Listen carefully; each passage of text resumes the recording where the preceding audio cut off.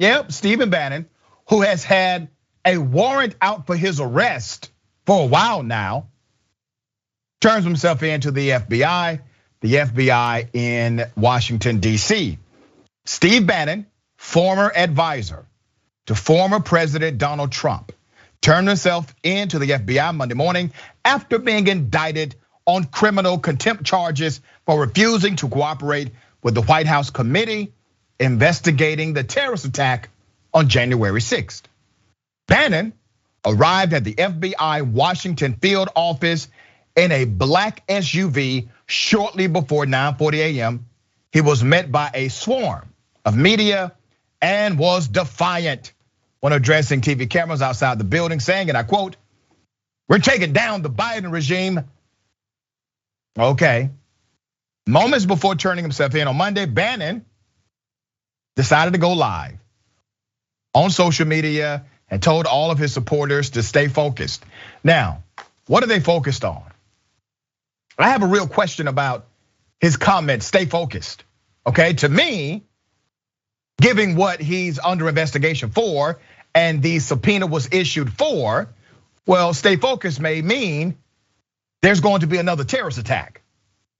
I mean, you can't count that out, okay? This is Steve Bannon we're talking about.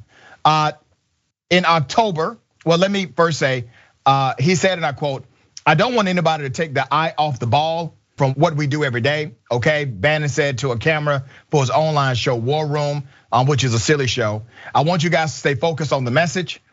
He added before walking into the FBI office, "Thank you very much," okay? In October, the House January 6th committee subpoenaed documents and testimony from Bannon.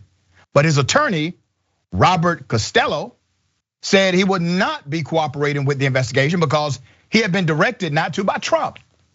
What? Because he had been directed not to by Trump.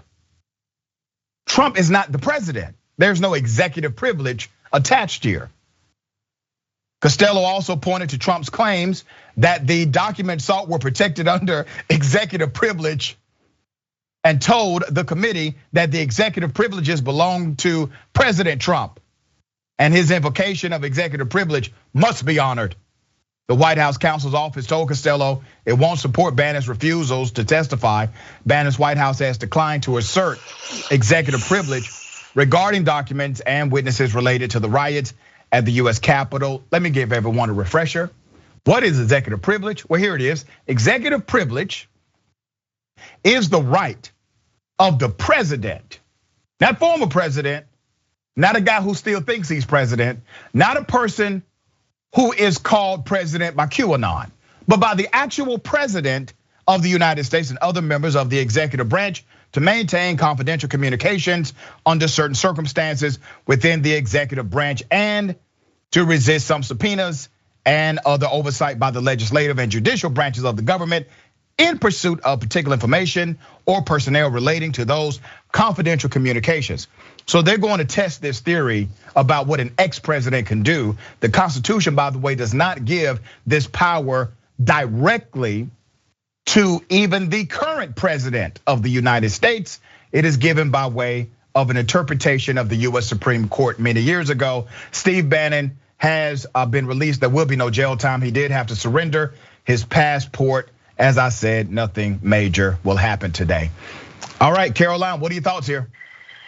Yeah, I agree with your line of this story, and that this is definitely a good thing, and a lot of Democrats are celebrating that Bannon is finally acknowledging and surrendering certain things. But as you're kind of mentioning, this is ultimately something that is going to be so complicated to walk through, and he's not going to play by the rules. There is a right-wing strategy here, and it's not to present the best, evidence and information in this trial. They are going to discredit the legal system, discredit the constitutional system, and that is their end game here. So it's sort of a complicated scenario, because while it is good that he is now under the microscope and he is cooperating to an extent, he's not going to play by the rules. And this is not going to be any sort of trial that any of us are used to. And like you said, recently him sort of giving this cryptic messaging of, listen to the message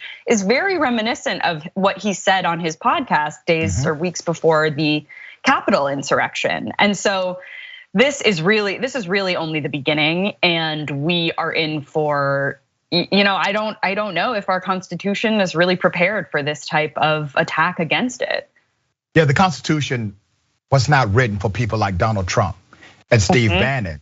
They did not imagine that this would happen. They imagined some pretty bad dudes would end up getting into office, or at least seeking office. That's why you have all of these remedies within the check and balance system. But think about what they're doing here, Caroline.